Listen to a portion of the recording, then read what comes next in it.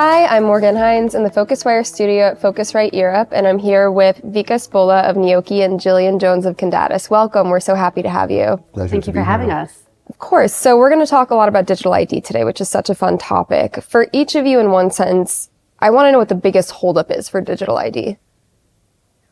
Oh, in one sentence. I think it feels to people like it's a really, really, really big change. And I can understand why they feel that way, but I think actually when you break it down, the barriers that were there before, and I'm sure you'll agree, around technology and things like that, they're not there anymore. It's advanced to such a level that I think that it's now a perception rather than a reality. Digital identity is the new strategic layer for travel. And if you think about, for years, digital identity or identity in general has been about documents, compliance, checks, but that era is over.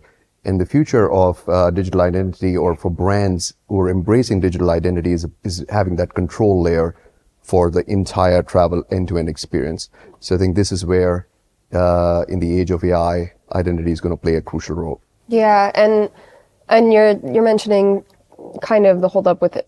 So is there a lot of resistance to digital ID that you're seeing?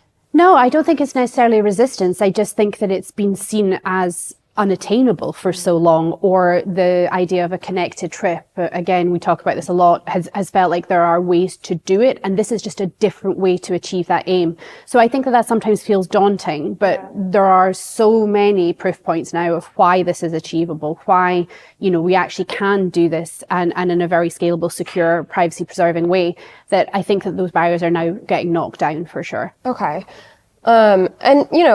So many governing bodies in different spaces are looking at this. We've got Bahrain, Bhutan, the EU, they're all focused on this, but how is this going to translate across borders?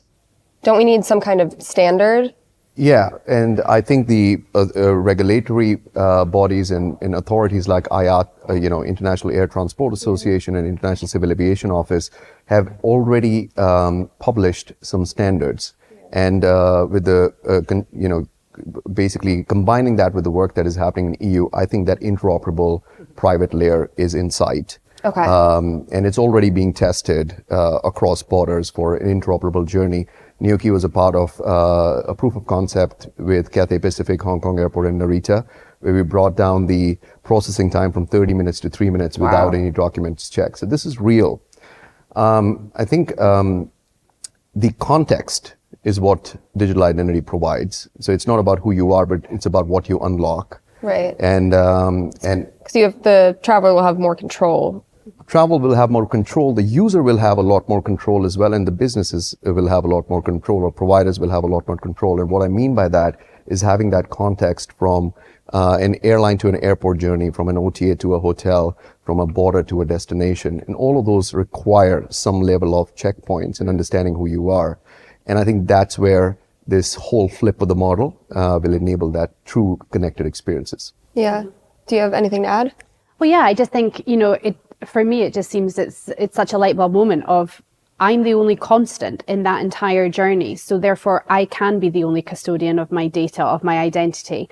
And I appreciate why that feels scary, or is that going to damage, our profitability? How are we going to, we can't own the customer, that type of thing. So I can understand why there's resistance to an extent, but rather than looking at it from a kind of defensive and this is what the norm is and it's been working fine, we have to be more ambitious. We have to challenge the status quo, and we have to say, well, actually, if the user's in control of their information and they are the constant through the journey, what more can we do to maximize that journey? Because at the minute, you're in the airport to get to somewhere, you're on a flight to get to somewhere, and actually your enjoyment in your destination is kind of, I suppose, where the fun starts. But actually, why do we have to have that? Why should that be the norm? It should be an enjoyable experience the whole way through. Yeah. And now we have the medium to do that. Yeah, so when we talk about standards, and you're saying that it's in sight and some are already in place, what do those standards look like? And do you think they'll be applicable on a global scale at some point?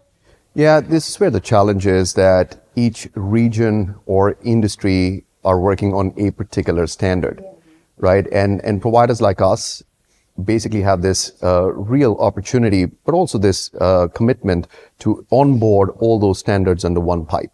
So it doesn't matter what you're interacting with. Basically, there needs to be trust in that interaction. Right. And this is what we are aiming towards. And this is like the trust and the orchestration of trust is the holy grail to enable that connected trip, connected travel experiences. Yeah. So I want to go back to something that you kind of touched on, Gillian, but it sounds like there's some resistance. And is that coming from travel stakeholders like brands and things like that?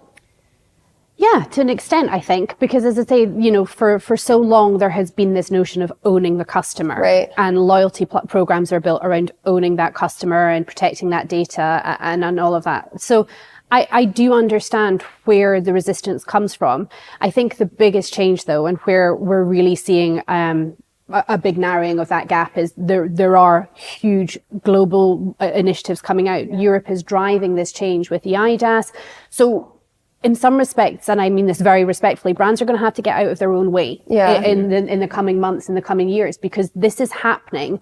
And what we can't do is have this kind of slightly outdated attitude to owning a customer. Right. When a customer's in front of you with this new form of digital identity, wanting to check into a hotel, and you say, oh no, we don't recognize that. Like, that's more damaging to your brand than anything. So, and I understand the hesitation, but I feel like we all have a job here to do, right? To evangelize why this is good and actually how we can go about implementing this for our customers. Yeah. Very true. I think if you talk to brands, the brands basically say, hey, we are rethinking about who we are as a brand, as a company in the age of AI. Yeah. And there's one thing that is very clear. Connected trip is in sight in the age of AI.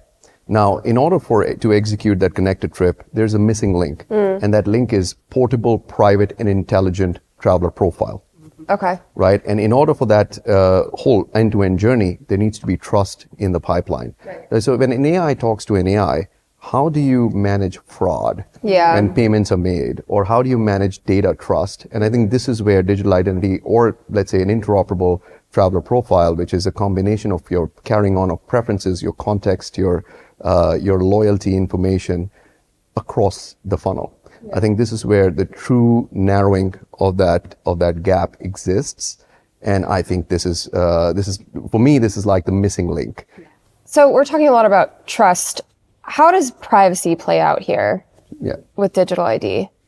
Privacy by design, right? The evangelists, the people who have designed these systems, they have always come at it from a point of view of privacy by design, consent, all of these things that are tricky, that are problematic from a regulatory point of view, they are baked into the technology. It's what the kind of cornerstones and the foundations are. So I understand why it's a concern, but actually the technology is in place, and the way that it is architected, it's a moot point. It's already there. Okay. That's the base layer or the foundation, like Gillian mentioned.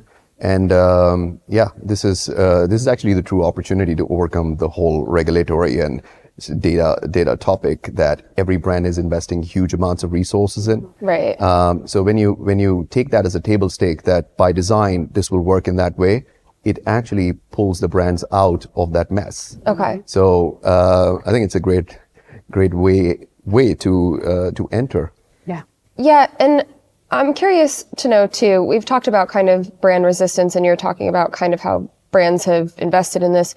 What's the benefit to brands to have this new digital ID that is going to change the way, I would assume to a degree, how travel works? Yeah, so I'm quite passionate about this one. So I am multiple things at any one time. I'm a mother, I am a business person, I am a grumpy traveler, I'm actually a laissez-faire traveler that day. I can be all of these different things in any one moment. And I think that because the way that data is captured and handled just now is static, and it's really, really moment in time, and it's obsolete essentially within 5 minutes of whatever database you've input that into, or multiple databases as we would see across a traveler journey.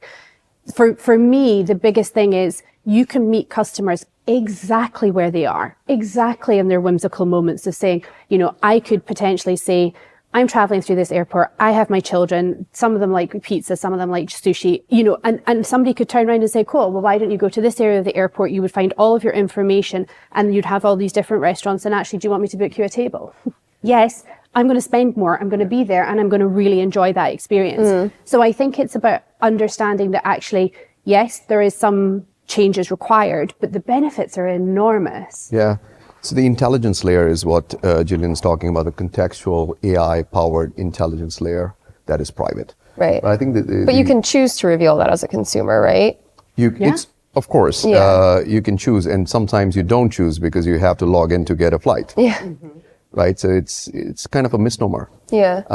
But in this scenario, you're definitely private. Yeah. Right? And I think that's the big difference. And the other part of it is that as we move forward as an industry, the distribution will look very differently.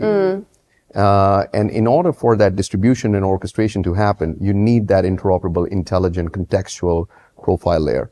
I mean, lower distribution costs, great benefits. Not having to manage this data, great benefit. And also like check-ins, like wherever we're traveling, we're going through that. Even if you've been to an airport 50 times, you're still not recognized. And there's somebody always wanting to check, where's your visa, where's your passport? Do you look exactly how you look in the picture? So I think there's like monumental cost benefits and distribution cost generally benefits. But the biggest holy grail is the customer experience. Okay. And we've touched on this a little bit, but I want to kind of dive in further. How does AI really play into digital ID? So I don't know if you feel the same. I genuinely have some concerns about the level of conversation in AI not being coupled with digital identity. AI is by far tremendous, right? It's going to completely change our industry. The use cases, the applicability, the savings, everything that's good about AI is brilliant. However, if you do not couple that with a really strong digital identity strategy, you are potentially creating the Wild West, is my opinion. If you are not doing mutual authentication, if you are not looking at saying this agent is who they say they are and they can do the tasks that they say that they can do, I'm not going to give you my information. I'm certainly not going to pass you details about, say, my spending, or even when we get to agentic AI and things doing things on my behalf, I want to know that this is rock solid, that this is who I'm speaking to, that they can do the things that I say I want them to do. I authorize an amount of spend, and the agents to each other, they are both mutually authenticated. And I think it's it's something that's not being discussed as much as I would like to see, but I think it's imperative for us to maintain control. I think this is it. Know your customer. We know KYC, right? And in this scenario, it's the PI data, the contextual, the intelligence, and so on. And then you have the other layer of know your agent. Yeah. Like who is AI interacting with? And I think that knitting is not there today because we are at a very early stage. Yeah. But let's just imagine, how this whole orchestration would work in the age of AI. Right. There will be interactions that we can't fathom today. And how do you kind of control that interaction? Like you need to be in control of your experience. Right. And hence, this is an absolutely imperative layer that has a future in that age. Okay. So I think how it'll all unfold is time will tell. But I think clearly, if we want and imagine a world where end-to-end orchestration is in sight, it's the missing link. Yeah. Right. So you're seeing it as a connection for everything that's happening. That's very cool. I do have some curiosity around concerns. So like what happens if people don't have their phone or a mobile phone dies? Yeah. And to that point too, I want to talk about this as well. And so maybe it's a little separate, but we've seen IT outages really like wreak havoc on the travel industry. So what's the contingency plan? What happens? I mean, the reality is that if the individual is saying that I'm going to carry all my data on my phone and I'm going to operate in that way, like what would their contingency be if they for like payments, for example, if your phone dies and you can't Apple Pay for things and you don't have your wallet, like what's your general contingency? Yeah. It's for me, it's the same. I think from a technology point of view, though, in some respects, there will be technology outages. We know that these things happen, but it comes back to communication. If you've got that direct link to the individual and you say, actually, we can use other means to inform them of we're having issues in the airport, make sure you bring your passport. It's like trying to get out in front of anything or respond really, really quickly. But I think it's on the individual. If you're going to be relying on your phone, and you lose it, that's obviously awful. But so I don't really know, I think there are some contextual information here. So if you're at the airports and with the airlines, right? So there's something, the digital identity enables rights of admissibility or pre-authorization before you even enter the airport remotely. Yeah. So basically, in essence, you don't need to touch anything. Yeah. That's just a very niche case. But in case if you do lose your phone, there needs to be mechanisms of revocation and backup, right? And I think those are the pieces that are baked in the way the whole design is structured. If your phone dies, I mean, there's always a backup physical. So even the standards around internet. So the paper passport remains really relevant. It is still relevant. Yeah. It's not that it just is that the facilitation can be much faster, right? Yeah. And I think that's what we're playing right now on the identity document side. Right. But I think the other parts of it is very interesting, because that is actually the true unlock of, like, preferences, profile data, PII. You don't need to check in. You make a booking, you make a payment. It's the same identity that flows. You make a payment, you checked in. But I think it's also important to state, like, I always reference my mum in these moments.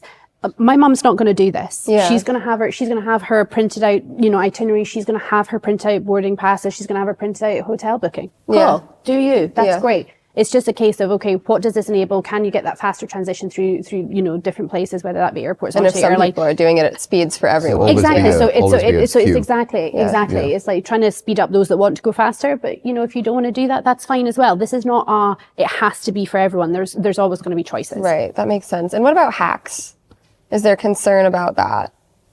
There's always a concern about hacks. Like, Yeah. there's Yeah. no system that is absolutely bulletproof. Yeah. However, the construct of digital identity is decentralized by design. And what that means is that there's no honeypot of like the entire data set. Yeah. It's distributed. The data is stored in the hardware of your device that Right. can only be unlocked through your face or some form of an identity verifier.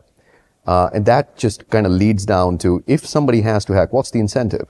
Right? It's the incentive to get one person's data. Yeah. And for that, you need a huge amount of compute power. The incentives are not aligned. So in a very simplistic manner, like, it's like a box of a chocolate bar. You break it down into multiple pieces. You say, bring it all together. Yeah. It requires a lot more work. So there's other things that would probably be more appealing to hackers to access first. Sure. Yeah, but I still think generally, like at a slightly wider level, on an industry level, like we're seeing identity being now a real cornerstone of cybersecurity. So before, I think it was still quite siloed, whereas I think now it's being very much as identity has been seen as the front door to your cybersecurity positioning. And I think that's instantly going to make it better, because you're going to have that more joined up view, and then decentralized identity becomes a part of a toolkit that can be deployed, and you can choose the use cases where it's most impactful, and you can have that mixture. So again, you can try and preserve your user base. Security angle, Gillian, absolutely. Security angle is going to continue to get stronger. Yeah. I think quantum cryptography is also one of those elements that will be embedded in the day-to-day operations as we move forward. I think the point is simple. If we want a safer, transparent, and trusted world, we need to continue to strive to get there. Okay. Makes a lot of sense. And we have to wrap up soon. But before we do, also in one sentence, can you give me a prediction as to what digital ID will look like 5 years from now? Everywhere. I just think that when you've got the European Union that are putting out such a huge initiative. We see the US, MDLs. We've got pockets of this happening everywhere, and as soon as that becomes joined up, it's everywhere. And I think that the people that are designing these systems, we're implementing them. We're on the front line of all of this. The world really is going to change, and I personally can't wait. It's going to be like, I genuinely think we're at the beginning of seeing a completely different way that we engage with what we do all day, every day in travel, which is awesome. Yeah. From a numbers point of view, 10% of the world population would have interacted with digital identity. That's something that I'm very certain about. The second part of it is that people would have experienced the true interoperable nature of digital identity. So people would have traveled from one airport to the other without having to show their documents, or having that interline journey being recognized, dropping your bag with your face, crossing your border with saying, what happened? And like, everything's good. I'm in a new country now. These things will definitely play out. And as I said, the 10% of the world population will consume that type of technology. In the end, it will be benefit for the entire industry. And as I said, we are still understanding, but the distribution will look very differently in the age of AI. So we don't even understand where it will go, but the truth is that we are very certain that it'll play a big role.